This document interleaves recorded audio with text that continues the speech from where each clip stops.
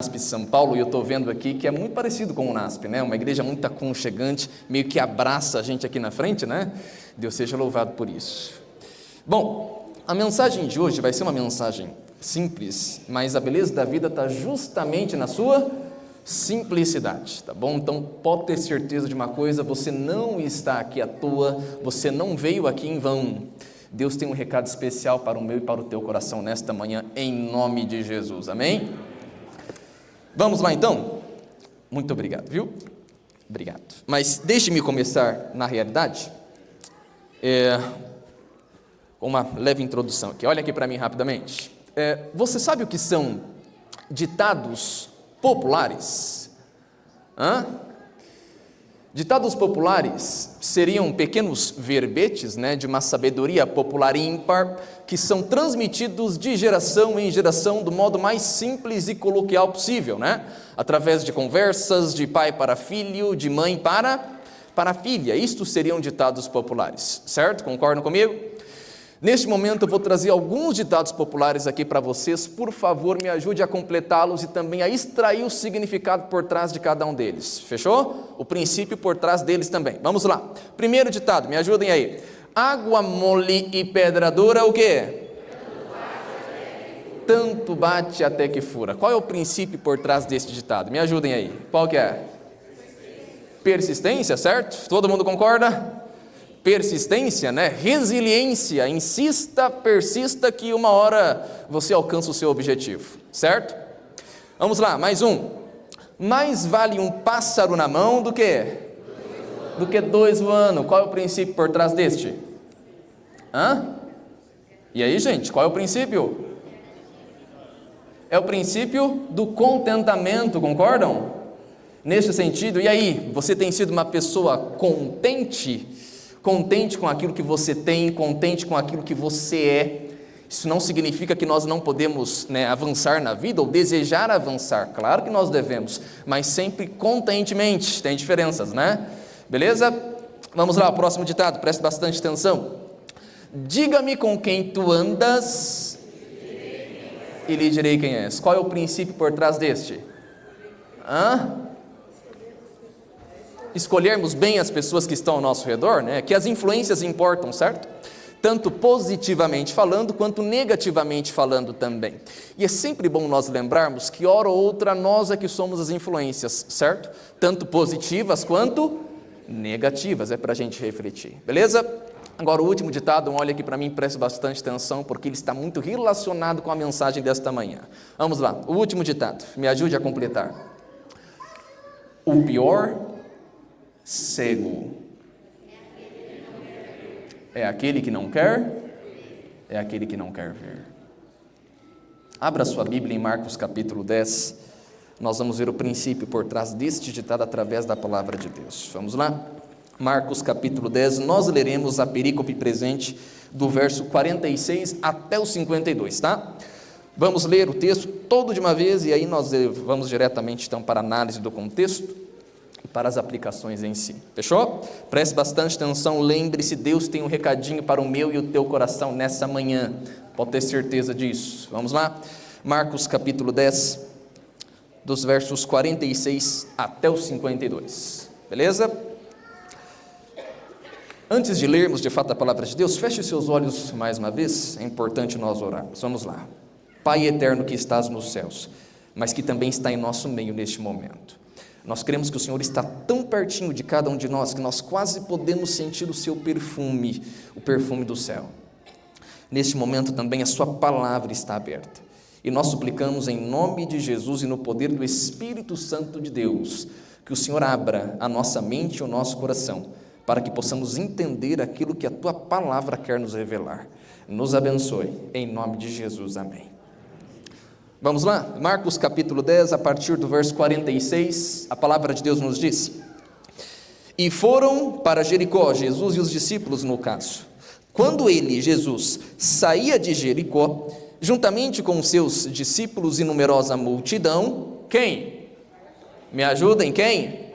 Bartimeu, cego, mendigo, filho de Timeu, estava sentado à beira do caminho, e ouvindo que era Jesus, o Nazareno, pôs-se a clamar: Jesus, filho de Davi, tem compaixão de mim.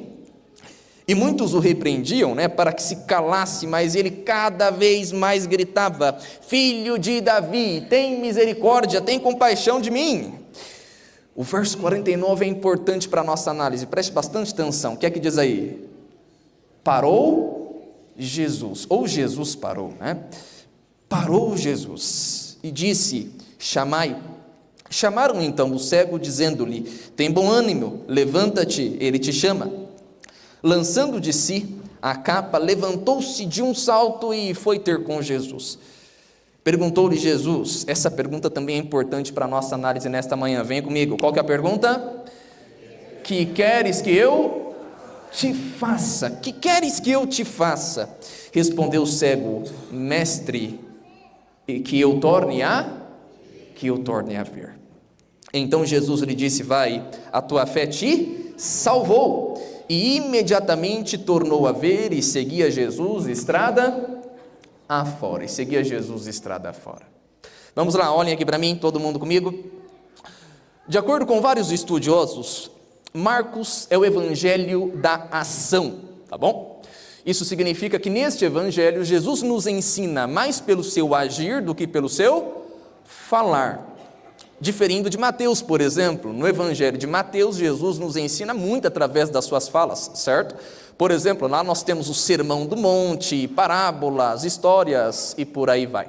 Marcos não, Marcos é o evangelho da ação. Jesus nos ensina mais pelo seu agir do que pelo seu falar, e esta história que nós acabamos de ler não destoa desta realidade. Beleza? Todo mundo comigo por enquanto? Vamos lá, um rápido contexto. Jesus estava saindo de Jericó, indo em direção a Jerusalém, onde ele iria morrer por nós na cruz do Calvário para nos salvar, onde ele iria cumprir o plano da salvação. Estas cidades estavam mais ou menos 24 quilômetros. Ocorre que na saída da cidade, praticamente pegando estrada já, Jesus ele ouviu um grito, um clamor, e o clamor dizia: Jesus, filho de Davi, tem misericórdia de mim, tem compaixão de mim, Senhor. O clamor vinha de quem? Me ajudem aí, vamos relembrar a história. De quem que veio o clamor? Do Bartimeu, E quem que era Bartimeu? Nós temos algumas informações aqui a respeito dele, muito simples, mas nós temos algumas informações. Em primeiro lugar, Bartimeu ele era um típico morador de rua dos seus dias, uma pessoa em estado de moradia de rua, porém com um agravante: Bartimeu também era cego, ele também era cego. Cego de nascença, pastor Daniel? Provavelmente não, até porque em uma das suas falas ele diz para Jesus, mestre, que eu torne a ver, o que nos sugere que em algum momento da sua vida, Bartimeu, ele enxergou. Mas olha aqui para mim, vamos lá. No entanto, Bartimeu, meu querido e minha querida, ele pode ser entendido, sem dúvida alguma, como uma pessoa que estava acostumada a sofrer. Era um camarada experimentado no sofrimento, em todas as instâncias do sofrimento em seus dias, sem dúvida alguma. Em primeiro lugar, Bartimeu estava acostumado a sofrer fisicamente falando, é meio óbvio, Ele era cego. Em segundo lugar, Bartimeu estava acostumado a sofrer socialmente falando. E em terceiro lugar, para piorar ainda a situação, por incrível que possa parecer, Bartimeu também estava acostumado a sofrer espiritualmente falando. Fisicamente, socialmente e espiritualmente falando. O camarada sabia o que era sofrer. Vamos destrinchar um pouquinho mais essa ideia. Fisicamente, já dissemos, é meio óbvio, ele era cego. E socialmente falando, pastor Daniel, é jogo rápido, pensa um pouquinho comigo. Se hoje em dia, em 2025, com todo o aparato tecnológico que nós temos, se ainda assim nós não conseguimos dar para uma pessoa cega uma vida confortável, Imagina o que era ser cego na antiga Palestina dos dias de Jesus há 2000 anos. Não era fácil, sem dúvida alguma. Bartimeu padecia socialmente falando também. Ele era um típico morador de rua dos seus dias, infelizmente. E como eu disse para vocês, para piorar ainda mais a situação, Bartimeu sabia o que era sofrer espiritualmente falando, espiritualmente. Como assim, pastor Daniel? Vamos lá. Ocorre que o judaísmo dos dias de Jesus era muito parecido com o cristianismo hoje em dia. Em que sentido? É muito simples. Pensa no cristianismo aí, nessa bolha enorme chamada cristianismo, ok? Dentro do cristianismo, nós temos várias denominações cristãs, certo? Nós temos adventistas, beleza? Temos católicos, temos batistas, presbiterianos, assembleianos e por aí vai, certo? Ainda que haja diferenças, doutrinárias, diferenças de crenças entre essas denominações, a grosso modo, todas elas se dizem cristãs. Pegaram a ideia? Tudo é cristão, beleza? O judaísmo do primeiro século era a mesma coisa também. Dentro dessa bolha enorme chamada judaísmo, você tinha várias denominações judaicas. Por exemplo, você tinha os fariseus. Já ouviram falar nesses camaradas? Sim ou não? Já, né? Lembram deles? Os fariseus, a maior de todas as denominações judaicas nos dias de Jesus. Você tinha os saduceus, lembram deles também?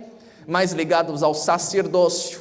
Você tinha os essênios, mais radicais, mais separatistas. Você tinha os herodianos, você tinha os zelotes, mais ligados à questão política. Você tinha os cristãos. Olha que interessante. O cristianismo não surgiu fora do judaísmo, muito pelo contrário, surgiu dentro. Era uma denominação judaica a mais, com uma diferença. Eles aceitavam Jesus como Messias. A separação entre cristianismo e judaísmo só se deu depois do ano 70, da destruição de Jerusalém. Antes disso, não, era tudo a mesma coisa. Eles mesmos se viam assim. Se você lê o livro de Atos, você percebe que os primeiros cristãos, eles iam normalmente para onde? Para a sinagoga, frequentavam a sinagoga. Era uma denominação judaica a mais. Pegaram a ideia? Estão me acompanhando aqui? Neste sentido, os fariseus, a maior denominação judaica dos dias de Jesus, a mais importante provavelmente, os fariseus diziam o seguinte, que os cegos assim o eram por conta de algum pecado pessoal ou parental, ou seja, cego é cego porque é pecador, é um exímio pecador e por isso que é cego, é isso aí mesmo. Olha aí. Já os essênios, uma comunidade, como eu disse, mais radical, mais separatista, os essênios, eles diziam que os cegos, eles não fariam parte do exército divino contra as forças do mal, das trevas, no final da história humana, isto é, os cegos nem salvos vão ser, esse povo nem merece salvação, são cegos, são pecadores, então não merecem salvação. Pegaram a ideia? Bartimeu sabia o que era sofrer, espiritualmente falando. Fisicamente, socialmente, espiritualmente, camarada nasceu para sofrer, gente, infelizmente. No entanto, naquele dia, como nós lemos, tudo na vida de Bartimeu estava para mudar, e tudo estava para mudar por causa de quem? Jesus, obviamente. Vamos voltar à história, vem comigo, Diego. Jesus está saindo da cidade, indo para Jerusalém. Ele ouve um clamor: Jesus, filho de Davi, tem compaixão de mim, tem misericórdia de mim, Senhor. Era Bartimeu cego. Mas neste momento, minha gente, olha aqui para mim, neste momento, infelizmente, a gente tem que pontuar, poxa vida, é infelizmente, sabem, deveria ser felizmente, mas é infelizmente mesmo, a multidão ela entra em cena. E por que infelizmente a multidão entrou em cena? Porque a multidão mandou Bartimeu fazer o quê? Você lembra da leitura? Mandou Bartimeu fazer o quê? Fica quieto, Bartimeu. Cala a boca, Bartimeu. Fala sério, olha o papel da multidão, né, gente? A multidão deveria ser a maior impulsionadora de Bartimeu, é ou não é verdade? Era a multidão que deveria tomar Bartimeu pelos braços e levá-lo até Jesus. Fala sério, isso que nós esperaríamos, é meio óbvio até, né? Mas a multidão diz: Bartimeu, fica quieto, Bartimeu, cala a boca. Que multidão doida, né, gente? Tem gente que ainda acha que a voz do povo é a voz de Deus. Claro que não, é meio óbvio, não é? Bartimeu, fica quieto, cala a boca. Mas quanto mais a multidão dizia isso, mais Bartimeu exclamava, talvez entendendo que aquela seria a sua última e melhor chance de poder enxergar novamente, de poder ver novamente. Portanto, Jesus, filho de Davi, tem compaixão de mim, tem misericórdia de mim, Senhor. E de acordo com a história, quando estes clamores de Bartimeu chegam aos ouvidos de Jesus, de acordo com a história, Jesus, ele fez o quê? Jesus parou. Jesus parou. Jesus parou. Uma ação aparentemente muito simples, né? Jesus parou. No entanto, esta ação dentro do evangelho da ação, ela se torna muito significativa. Jesus parou. Por que Jesus parou? Por 3 rápidos motivos. Primeiro deles, Jesus parou porque ele não compactuava com as ideias preconceituosas de uma sociedade que no fundo, era mais cega do que o próprio Bartimeu. Jesus era diferente. Em segundo lugar, Jesus parou porque para ele, Bartimeu, ele tinha um valor tão grande, mas tão grande, tão imenso, que tal valor seria impossível de ser descrito em números, minha gente. Bartimeu, na opinião do próprio Jesus, valia o seu sangue. E em terceiro lugar, Jesus parou porque ele amou Bartimeu. Mas não só porque ele amou, amar é o mais importante, mas ele também parou porque ele quis transformar a vida de Bartimeu, ressignificar a sua existência, trazer um novo sentido para a vida, um sentido norteador para o viver. Jesus parou. Sabe o que aqui isso nos ensina? Talvez nessa manhã aqui, eu esteja falando com alguém que esteja sofrendo fisicamente também. Ou talvez eu esteja falando com alguém que esteja sofrendo socialmente. Ou pior ainda, talvez eu esteja falando com alguém que esteja sofrendo espiritualmente. Será que esse é o seu caso? Se for, meu querido e minha querida, preste bastante atenção no que eu vou te dizer, olha aqui para mim. Se você neste momento clamar por Jesus, filho de Davi, tem compaixão de mim, tem misericórdia de mim, Senhor. Se você fizer este pedido para Jesus neste momento, se você clamar, não importa quem você é, não importa o seu passado, nem mesmo o que você fez 1 minuto antes de entrar aqui nesta igreja, não importa, se você clamar neste momento por Jesus, eu te garanto, a palavra de Deus nos garante, Ele para o universo, se preciso for para te ouvir. Ele para o universo. Jesus, filho de Davi, tem compaixão de mim, tem misericórdia de mim, Senhor. Ele para o universo, se preciso for. Você lembra da história de Josué? Apenas estou citando aqui, nem iria falar disso, mas de cabeça aqui rapidamente, não sei se você se lembra. Josué estava numa batalha juntamente com o povo de Israel, e ele queria terminar a batalha durante o dia ainda, e ele pede para que Deus pare o quê? Não sei se você se lembra. Pare o sol, né? Obviamente que nós sabemos que é muito provável que a terra tenha parado, né? Não o sol, mas aquilo era uma linguagem fenomenológica, era o conhecimento que Josué tinha na época, né? Ele estava olhando para o céu e olhando para o céu parece que era o sol que parava, né? E de acordo com a história, literalmente o sol, ou trazendo para a nossa realidade, a terra o quê? Parou.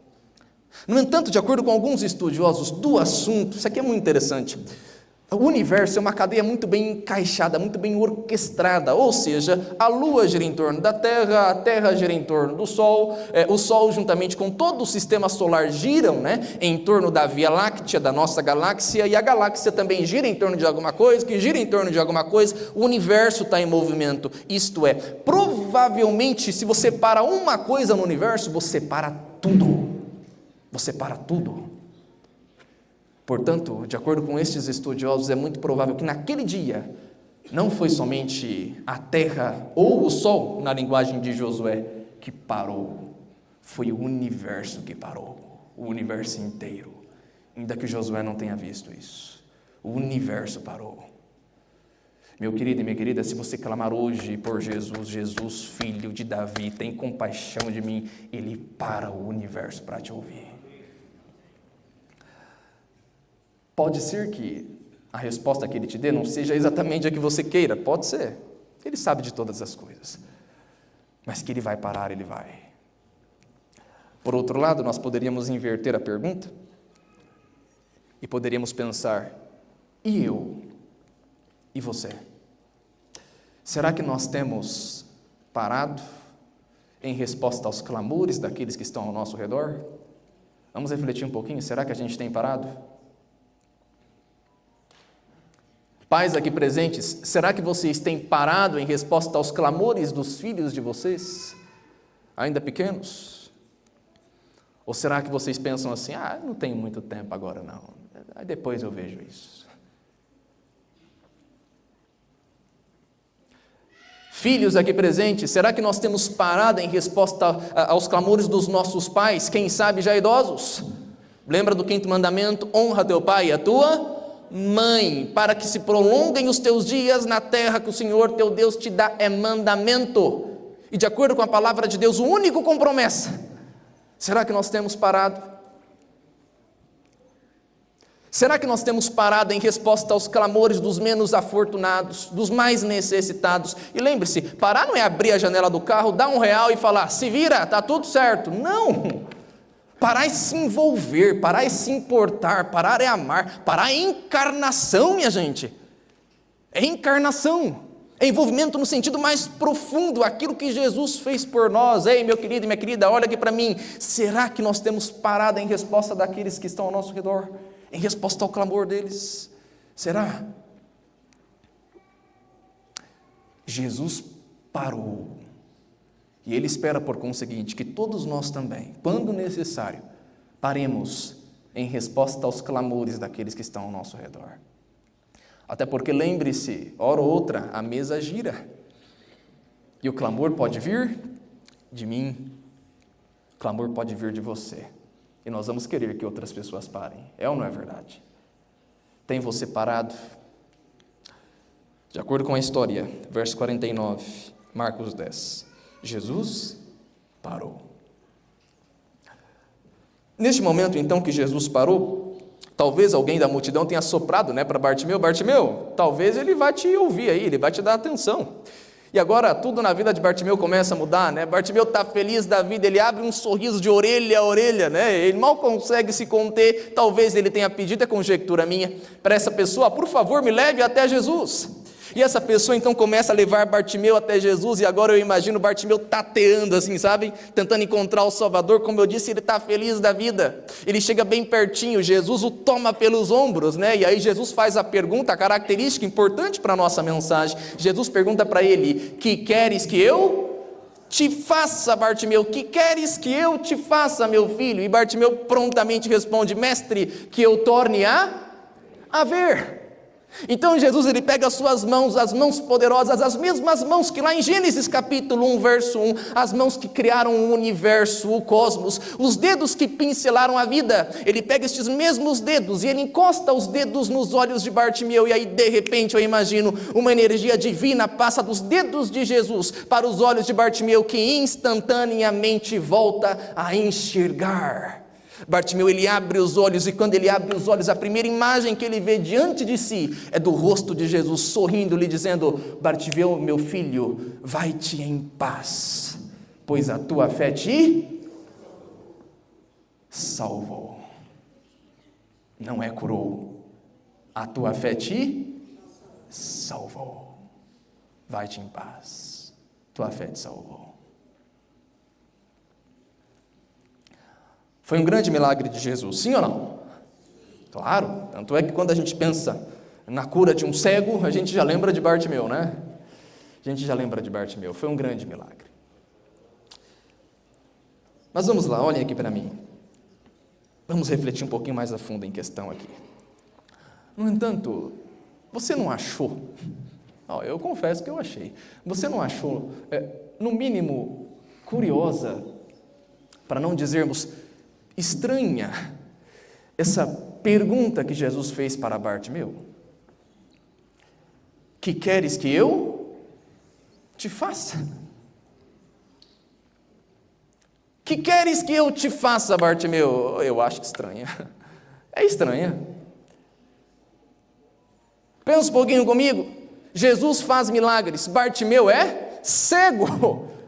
Como assim que queres que eu te faça? Não era óbvio? Não estava estampado naquela cena que Bartimeu queria enxergar novamente? Ele estava clamando, Jesus, filho de Davi, tem compaixão de mim, tem misericórdia de mim. Como assim que queres que eu te faça? Tente se colocar no lugar de Bartimeu, pensa um pouquinho. Poxa vida, será que Jesus está sendo ingênuo? Ou pior ainda, será que Jesus está sendo irônico comigo? Já basta a multidão escarnecendo de mim o tempo todo. Bartimeu, cala a boca, agora Jesus está me perguntando o que queres que eu te faça. Mas Senhor, é meio óbvio. O Senhor faz milagres, eu sou cego, é claro que eu quero ver, é claro que eu quero enxergar. Como assim que queres que eu te faça? Como assim?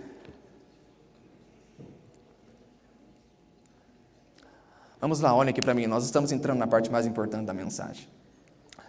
Meu querido, minha querida, todos nós sabemos, é claro, Jesus não estava sendo ingênuo, tão pouco irônico. Jesus sabia exatamente o que ele estava perguntando para Bartimeu naquele dia. Que queres que eu te faça? Em outras palavras, era como se Jesus perguntasse: Bartimeu, meu filho, você tem certeza que você realmente quer voltar a enxergar? Tem certeza disso? Certeza absoluta? É até redundante, né? Certeza absoluta.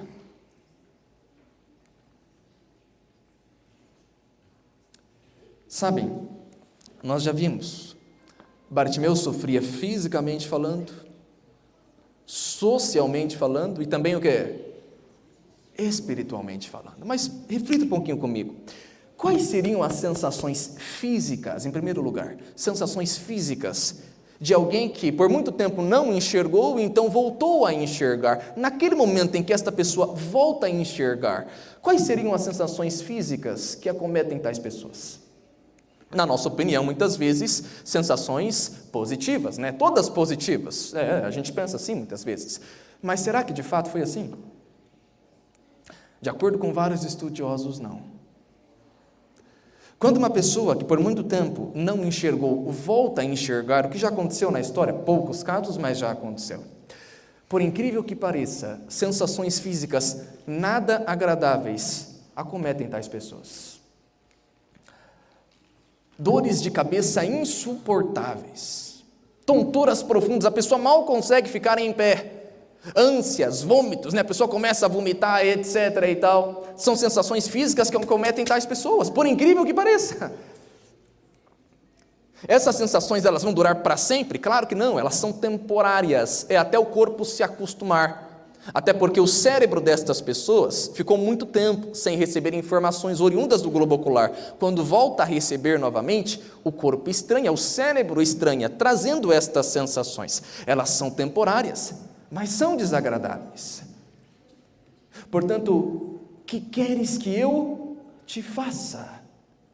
Bartimeu, tem certeza que você quer voltar a enxergar? Lembre-se, sensações físicas nada agradáveis vão cair sobre você. Elas são temporárias, não vão durar para sempre, é claro, mas elas incomodam. Vão tirar a sua paz por enquanto. Vai ser desagradável, vai ser incômodo, vai ser doloroso até. Mesmo assim, você está disposto? Que queres que eu te faça? E socialmente falando, já vimos, a vida de Bartimeu não era fácil. Típico morador de rua dos seus dias. Era zombado, escarnecido. Não era fácil a vida dele. Mas por incrível que pareça, minha gente, por incrível que pareça, Bartimeu tinha algumas vantagenzinhas, por incrível que possa parecer. Talvez a principal vantagem, Bartimeu não tinha que trabalhar para ter o sustento próprio. Bartimeu era sustentado pelas esmolas do povo, esmolas que o povo meio que era obrigado a dar, de acordo com a lei mosaica, diferente de hoje. Na época o povo dava mais esmolas, ou seja, Bartimeu não trabalhava para ter o sustento próprio. Mas se Bartimeu voltasse a enxergar, pensa um pouquinho comigo, ele teria que trabalhar.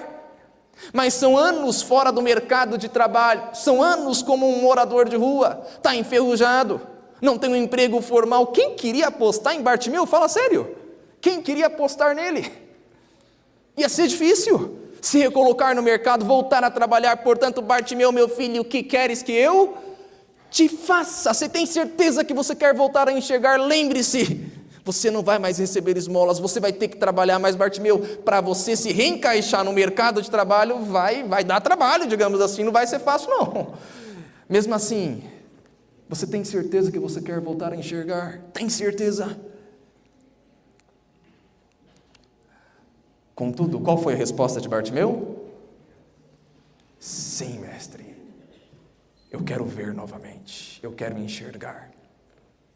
Jesus tocou nos seus olhos, ele abriu os olhos, e a primeira imagem que ele viu diante de si, como já dissemos, foi de Jesus sorrindo, lhe dizendo: vai-te em paz, meu filho, a tua fé te salvou, não curou, a tua fé te salvou.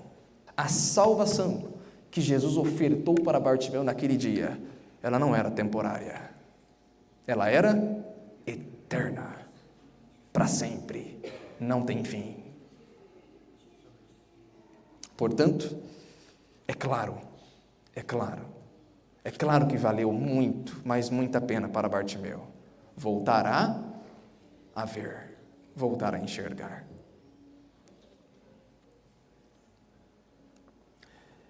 Eu já estou indo para o final da nossa mensagem, literalmente, mas, assim,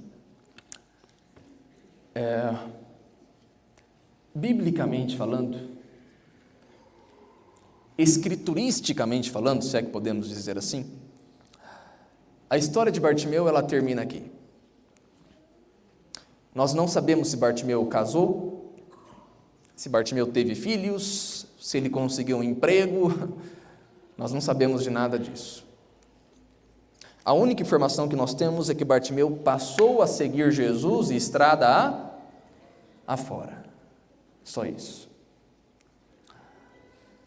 No entanto, ainda que biblicamente falando, a história de Bartimeu termine aqui, espiritualmente falando, a história de Bartimeu ela continua todos os dias, através da minha e da tua vida também. Eu já estou indo para o final, aguarde só mais um pouquinho. Bartimeu é um exemplo perfeito daquilo que nós somos. Até porque, assim como Bartimeu, eu, vocês e todos os outros 8 bilhões de habitantes deste mundo, todos nós, também somos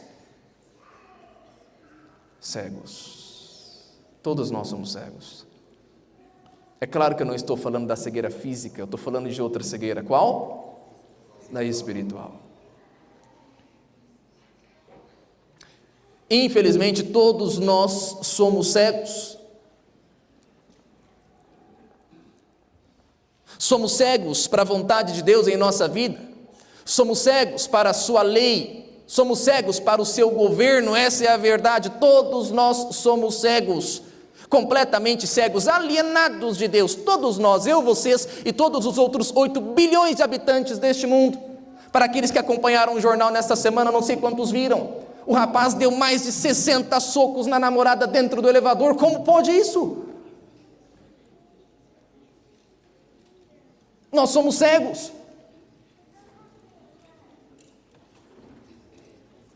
Não faz muito tempo, em frente ao Parque do Povo, ali em São Paulo, o camarada estava andando de bicicleta, veio ser assaltado. Ele nem iria reagir, essa é a verdade. Ele não iria reagir.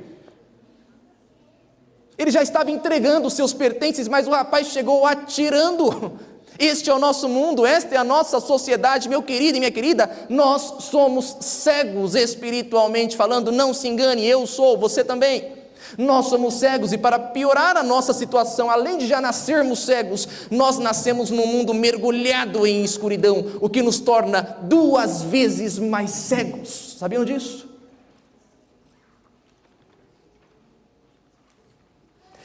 Eu não sei se vocês têm conhecimento acerca do assunto, mas a luz solar, ela só consegue penetrar até 100 metros de profundidade na água, só até 100 metros. Depois de 100 metros, é escuridão total, absoluta. Contudo, existem alguns animais, alguns seres, que vivem nas regiões das fossas. São seres abissais, em ausência completa de luz. Estes seres, por nascerem em ausência completa de luz, eles já nascem com o nervo óptico atrofiado, eles já nascem cegos. E por nascerem cegos, mergulhados nas trevas, estes seres, eles acabam adquirindo formas estranhas, para não dizermos sombrias até.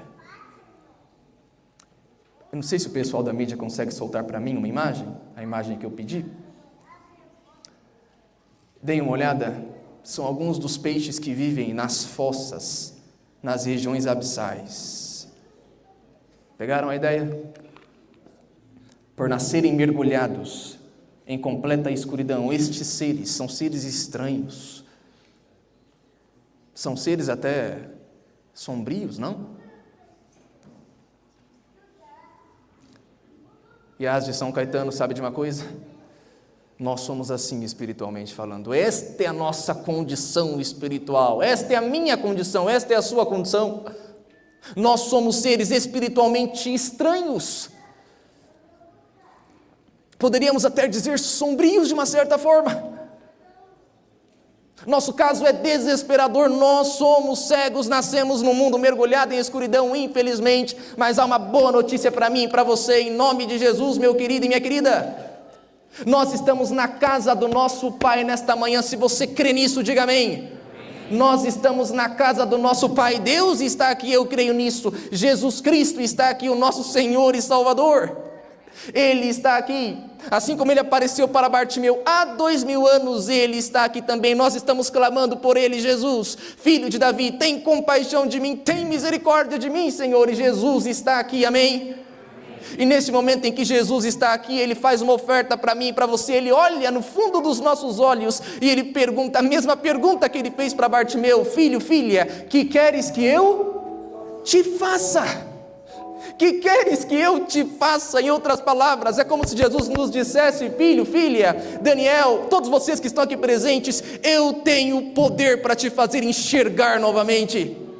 Eu tenho poder para te fazer ver, para te fazer enxergar espiritualmente falando. Eu tenho poder para tal, eu tenho poder para fazê-lo, assim como eu trouxe vista para Bartimeu. As minhas mãos são poderosas, essas mãos criaram o universo, o cosmos, essas mãos criaram a vida. Essas mãos criaram a Stephenson 2,18, uma estrela mais 1000 vezes maior do que o sol. Eu tenho poder para te fazer enxergar novamente. Eu tenho todo o poder do mundo. Portanto, que queres que eu te faça? Que queres que eu te faça? E neste momento há duas prováveis respostas que nós podemos dar para Jesus. Duas prováveis respostas. A primeira dessas respostas é a resposta que a maioria dá. Jesus nos pergunta: que queres que eu te faça? E a maioria das pessoas responde: mestre, eu quero ver novamente, eu quero enxergar novamente.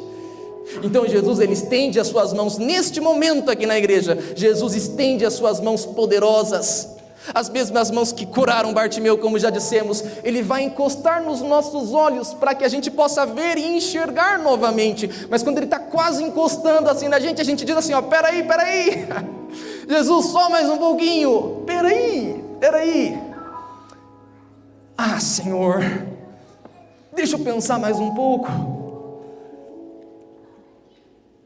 Eu não sei se eu quero enxergar novamente. Deixa eu refletir um pouquinho mais. Lembram de Bartimeu? Afinal de contas, como um cego, espiritualmente falando, como um cego, como uma cega, eu tenho algumas vantagenzinhas, sabe?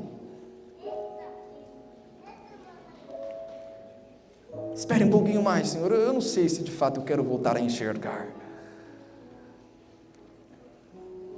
Afinal de contas, como um cego, eu não preciso parar em resposta aos clamores daqueles que estão ao meu redor. Eu não preciso fazer isso, eu sou cego. Cegos não veem, cegos não enxergam. Eu não preciso vê-los. Eu até ouço o clamor deles, mas eu não estou vendo eles. Eu sou cego, eu posso só pensar em mim, no meu próprio umbigo, na minha vida, nos meus gostos, somente em mim. Eu não preciso ver. Eu sou cego. Espere um pouquinho, Senhor, então, só um pouquinho mais, deixa eu pensar. Senhor, eu sou cego, e como um cego, eu não preciso ver e enxergar, Senhor, que a pornografia está acabando com a minha família. Eu não preciso ver e enxergar que a pornografia está acabando com o meu casamento, me tornando um doente, um viciado, mal conseguindo chegar na igreja, fechar os olhos e fazer uma oração singela, Uma oração singela, sem que pensamentos perturbadores não me invadam a mente. Eu não preciso ver isso, Senhor, afinal de contas eu sou cego. Cegos não enxergam, então espere um pouquinho mais, Senhor. Só um pouquinho mais, deixa eu refletir um pouquinho mais se de fato eu quero voltar a enxergar.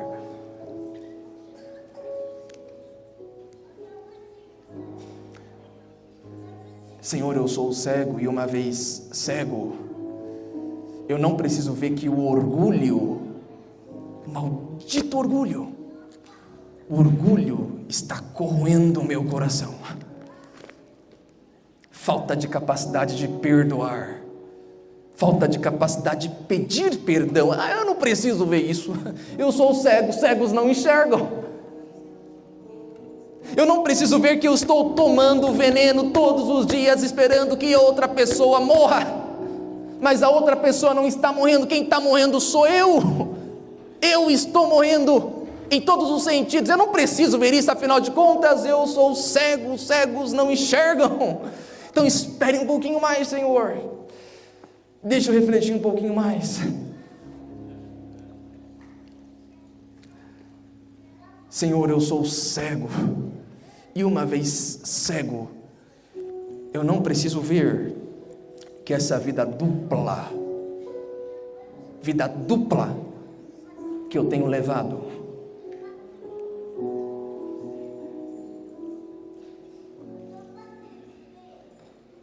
está me tirando do caminho,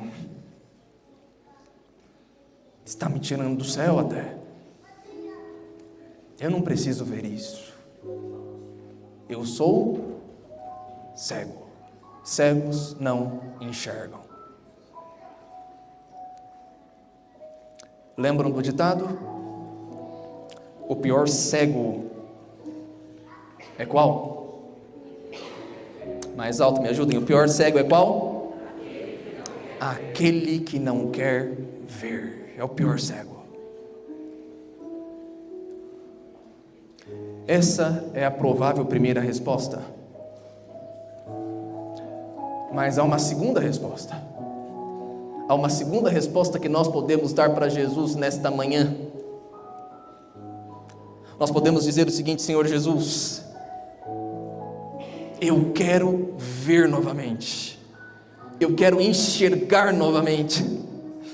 Eu quero ver, eu quero enxergar. E se nós dissermos isso para Jesus, Ele vai estender as suas mãos, e nada vai nos impedir de fato permitirmos que Jesus encoste nos nossos olhos. Ele vai encostar, Ele vai tocar nos nossos olhos, e quando Ele fizer isso, os nossos olhos vão se abrir, e a primeira imagem que nós vamos ver diante de cada um de nós, é do rosto de Jesus sorrindo, nos dizendo: vai-te em paz, meu filho e minha filha, vai-te em paz, porque a tua fé te salvou.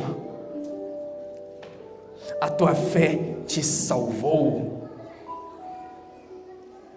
O objetivo de Jesus Cristo, meu querido e minha querida, é nos salvar. Tua fé te salvou. Lembra do caso de Bartimeu? Ele não disse: a tua fé te curou. Isso é muito pouco, isso é muito pequeno, isso é temporário. Bartimeu viria a morrer novamente. Não foi isso que Jesus disse. Ele disse: a tua fé te salvou. Jesus, Ele quer nos curar para que nós sejamos salvos. Ele quer abrir os nossos olhos, não para a gente simplesmente enxergar novamente, mas para que nós sejamos salvos, salvos eternamente. Meu querido e minha querida, olha aqui para mim. Talvez eu nunca mais fale com vocês novamente, não sei se vou ter outra oportunidade. Olha aqui para mim, Jesus Cristo está voltando. Jesus está voltando. Jesus é a única solução para este mundo. Jesus quer te curar, não simplesmente para te curar, mas para te salvar. Ele quer abrir os seus olhos. Jesus está voltando, meu querido e minha querida. Não há mais tempo, Ele está voltando. Não espere amanhã para dizer: tudo bem, agora encoste nos meus olhos, eu quero ver. Não espere amanhã, não existe amanhã. Só existe o hoje e o agora. O amanhã é incerto, não espere o amanhã. Diga para Jesus: agora eu quero que o Senhor me cure agora. Eu quero que o Senhor abra os meus olhos agora, agora. Não troque o certo pelo duvidoso. Não troque o certo pelo duvidoso. Não troque o eterno pelo temporário. Não vale a pena. não vale. Permita que Jesus abra os seus olhos hoje. Permita que Ele te salve agora, nesse momento. Lembra do início da mensagem, quer dizer? A língua até travou aqui. Se você clamar por Jesus, Jesus, filho de Davi, tem compaixão de mim, tem misericórdia de mim, Senhor Jesus. Se você clamar isso neste momento e agora, a salvação, ela será sua, ela será minha. A palavra de Deus nos garante isso. Ele vai nos salvar, Ele vai nos curar.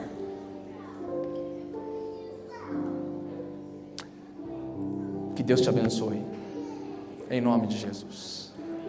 Que de fato Ele abra os seus olhos, os meus olhos, que de fato nós possamos ver espiritualmente, novamente, em nome de Jesus.